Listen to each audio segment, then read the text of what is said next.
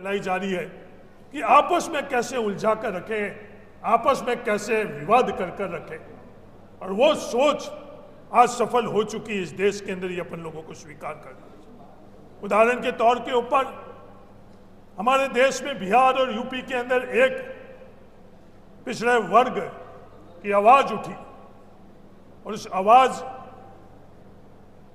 जैसे उठकर और सत्ता के अंदर हिस्सेदारी और भागीदारी हुई, तो बहुत बड़ी भ्रांति फैलाई गई। ये हिस्सेदारी और भागीदारी सिर्फ एक जाति विशेष को मिली। मैं स्पष्ट तौर पर कहना चाहता हूं, जब जातिगत जनगणना बिहार के अंदर हो चुकी है, ये भ्रांति फैलाई गई कि सिर्फ यादव जाति को ही पिछड़ों के अंदर सबसे ज्यादा हिस्सेदारी और भागीदारी है, तुम्हारा हक और अधिकार सिर्फ यादव जाति ने लिया। और हकीकत क्या है, जातिगत जनगणना ने हम लोगों को हकीकत बताया कि यादव जाति ने नहीं। 14% से ज्यादा यादव जाति जो हम लोगों के परिवार के अंदर है, बिहार के अंदर उनकी जनसंख्या है, और उनके जमीन के अंदर कितनी उनकी हिस्सेदारी और भागीदारी है, यह आंकड़ा निकालोगे तो 14% हिस्सेदारी और भागीदारी नहीं। सरकारी नौकरियों के अंदर हिस्सेदारी भागीदारी कितनी है? 14% भागीदारी नहीं, आधी भी भागीदारी नहीं है। आर्थिक तौर पर क्या स्थिति है? सिर्फ वो पिछड़ों की लड़ाई में आज्ञावान थे, इसलिए उनको अपने परिवार से कैसे अलग कर सके उसमें वो सफल हो चुके हैं। आज हम लोगों के सामने चुनौती है कि हम कुछ अलग चीज नहीं मांग रहे हैं। संविधान के माध्यम से जो हमारा हक और अधिकार है कि सामाजिक तौर के ऊपर हम लोग, आर्थिक तौर के ऊपर जो बातें कर रहे हैं, ये संविधान के अंदर कहीं प्रावधान नहीं है। संविधान की भावनाओं के विरोध के अंदर ये फैसले हो रहे हैं, और हम लोग भी मौन हैं। क्या हमको मौन रहना चाहिए? जब हम ये संविधान को उठाकर जय संविधान जय भीम बोलते हैं, तो हम लोगों का ये जिम्मेवारी बनती है कि संविधान की जो मूल भावना है, जो सामाजिक तौर के ऊपर पिछड़ापन है, उस आधार के ऊपर उनको हक और अधिकार मिलने चाहिए, जो हजारों वर्ष से आज बांटा जा रहा है। आर्थिक तौर के ऊपर बांटा जा रहा है। आर्थिक तौर पर क्या आज हम लोगों को बराबर का अधिकार मिल रहा है? सवाल का उत्तर है नहीं। आज हमारे परिवार में जो आईएएस है, उनमें से कितने प्रिंसिपल सेक्रेटरीज हैं? सरकारों में कितने हैं? स्टेट गवर्नमेंट में कितने हैं? सेंट्रल गवर्नमेंट में कितने हैं? आज बनारस हिंदू विश्वविद्यालय की बात कर रहे हैं कि कई साल पहले हम लोगों को वहाँ आरक्षण नहीं था, पिछड़ों का आरक्षण नहीं है। राजस्थान के अंदर भी नेशनल लॉ विश्वविद्यालय के अंदर आज से 2 साल पहले आरक्षण नहीं था पिछड़ों। आज इस देश में कई विश्वविद्यालय ऐसे हैं जिसके अंदर आरक्षण नहीं। आज आरक्षण के माध्यम से आज से 100 वर्ष पहले तमिलनाडु के अंदर जो आज जिनको हम लोग पूछते हैं, उनके संघर्ष के कारण, उन पेरियार के कारण उस वक्त आरक्षण की व्यवस्था है। क्या इस देश के विकास के अंदर, इस देश को आगे बढ़ाने के लिए तमिलनाडु किसी भी मायने में पीछे है? नहीं। आर्थिक तौर पर पीछे है? नहीं। शैक्षणिक तौर पर पीछे है? नहीं। वो आरक्षण की व्यवस्था के अंदर सबसे ज्यादा इस देश के अंदर किसी की भूमिका रही है, उस प्रदेश के अंदर गिनती होती है तमिलनाडु की। इस देश को समझना पड़ेगा। इस देश को विकसित देश बनाने के लिए वो मॉडल जो आज से 100 साल पहले तमिलनाडु के अंदर था, उस मॉडल पर हम लोगों को चलना चाहिए, या जो एक दूसरी सोच है, जो हम लोगों को आपस के अंदर टकराव, हम लोगों को आपस में विवाद कर आगे बढ़ाना चाहते हैं। 27% हम लोगों को रिजर्वेशन मिले हुए आज कितने वर्ष हुए? क्या 27% हम लोगों को रिजर्वेशन मिल रहा है? आंकड़े उठाकर देखें। पार्लियामेंट के अंदर जब यह प्रश्न पूछा गया कि कितने प्रतिशत, क्या 27% आरक्षण ओबीसी को मिला है, उसका उत्तर केंद्र सरकार के अंदर नहीं, 27% नहीं। आज हम लोगों की जनसंख्या कितनी है सबको पता है।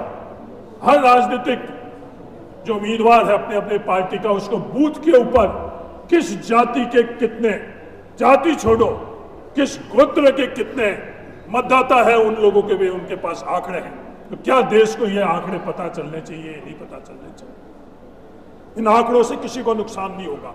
इस आंकड़ों के अंदर सबसे ज्यादा अगर किसी को फायदा होगा तो भारत को होगा।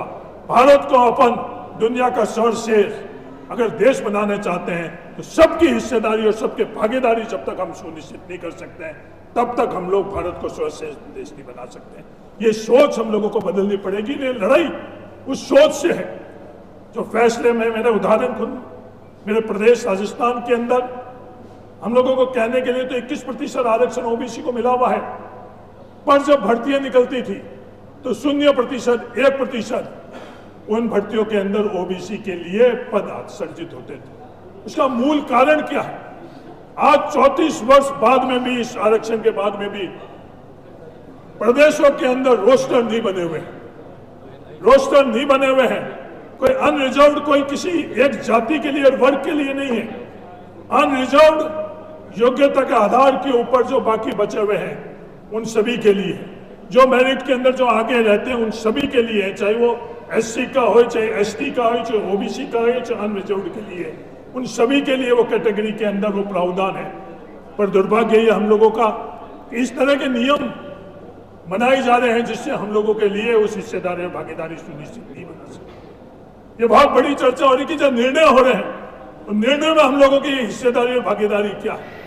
जब ये सवाल पूछा जाता है कि इस बजट बनाने वालों के अंदर उस निर्णय में कौन बैठा था, तो इस सवाल इस देश के अंदर जातिवाद के तौर के ऊपर देखा जाता है।